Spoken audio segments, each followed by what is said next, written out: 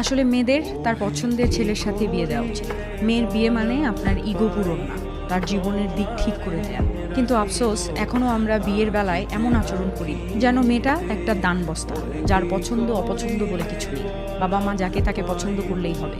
হ্যাঁ, মা হিসেবে আপনার দায়িত্ব আছে একজন যোগ্য ছেলের সাথে বিয়ে দেওয়ার আপনার মেয়েকে। কিন্তু সংসারটা তো আপনি করবেন না, আপনার মেয়ে করবে।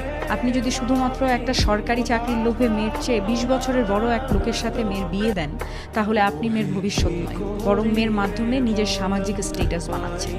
মানুষের মস্তিষ্কে ডোপামিন, অক্সিটোসিন, সেরোটোনিন এগুলো শুধু হরমোন না, এগুলো এক একটা অনুভব, এক একটা মানসিক বন্ধনের নাম। আর ভালোবাসা এক প্রকার ঐশ্বরিক টান, যেখানে কোটি মানুষের ভিড়েও শুধু একজনকেই হৃদয় চায়। তাই আপনার মেয়ে যদি কাউকে ভালোবাসে, সেটা দোষের কিছু না, সেটা স্বাভাবিক। আপনি যদি বলেন ভালোবাসা ফালতু জিনিস, তাহলে সরি, আপনি একটা মানসিক অপরাধ করছেন। মেয়ে হিসেবে অবশ্যই ভালো মন্দ বিবেচনা করেই বিয়ে দেবে, সে দায়িত্ব আপনার। স্বাভাবিকভাবে মানুষ তার কাছে থাকতেই স্বাচ্ছন্দ্য বোধ করে, যাকে সে হৃদয় থেকে চায়। এতে তার কিছু থাক বা না থাক। শুধু টাকার জন্য মেয়েকে জোর করে বিয়ে দিলে আপনি কেবল একটা সম্পর্ক না, তার স্বাধীনতাকেও কবর দিচ্ছেন।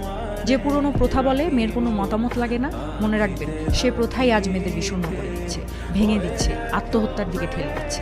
তাই বিয়ের আগে অবশ্যই তার মতামত, সম্মতি এবং অনুভূতি জানাটা আপনার দায়িত্ব মা বাবা হিসেবে। এটা ইগোর ব্যাপার না, কারণ শুধুমাত্র মানুষের সম্পত্তি দেখে তার সাথে থাকা যায় না। সে ভেতর থেকে আসলেই মানুষ কিনা, এটা মুখ্য বিষয়। তাই নিজের সন্তানকে বোঝার চেষ্টা করুন, বিপদ নয়, আশ্রয় দিন।